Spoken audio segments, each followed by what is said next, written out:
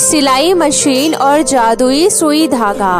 गंगा की 3 बेटियां थी। एक उसकी सगी बेटी सलोनी थी और 2 उसकी सौतेली बेटी दीपा और रूपतारा थी।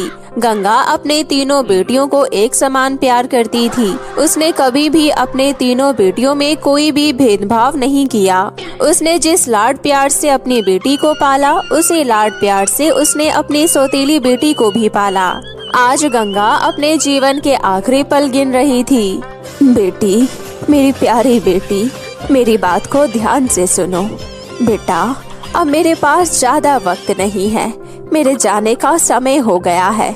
मेरे मरने के बाद तुम तीनों बहनें मिलकर एक साथ प्यार से रहना, हमेशा एक दूसरे का साथ देना बेटा।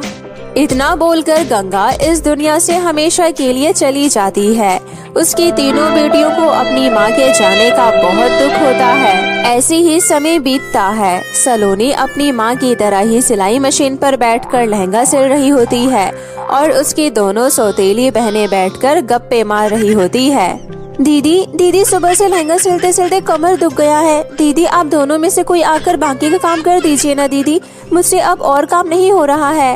अच्छा, बोल तो ऐसे रही है जैसे सुबह से हम लोग खाली बैठे हैं। मैंने ऐसा कब कहा दीदी, मैं घर का काम कर दूंगी। आप थोड़ा सा इस लहंगे में तुरपाई कर दीजिए ना, ये अर्जेंट लहंगा है, कस्टमर को देना है। ये सब काम हमसे नहीं होगा।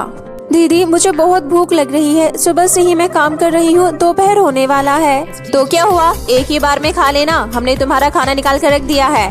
और हाँ, खाना खाकर ये सारे लहंगे बाजार में ले जाकर बेच देना। ठीक है दीदी, मैं पूरा काम खत्म कर लेती हूँ, फिर खा लूंगी, उसके बाद बाजार चली जाऊंगी।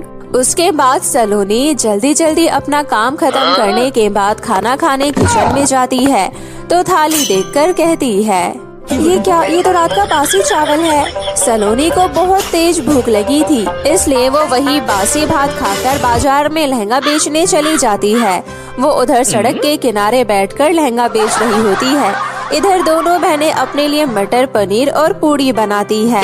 ओहो दीदी, वाह, क्या मटर पनीर बनाया है आपने, इसको खाकर तो मजा ही आ गया। वाह, खा ले दीपा, जल्दी जल्दी करके खाकर सब खत्म कर दे। वो मनहूस अब आती ही होगी, आज दिन में भी काम करने बासी चावल खाकर ही गई है, अभी आएगी फिर क्या खाएगी। अरे छोड़ो दीदी, कुछ होगा घर में तो खाएगी ना, हम उसे बोल देंगे कि हमने आज खाना बनाया ही नहीं, क्यों।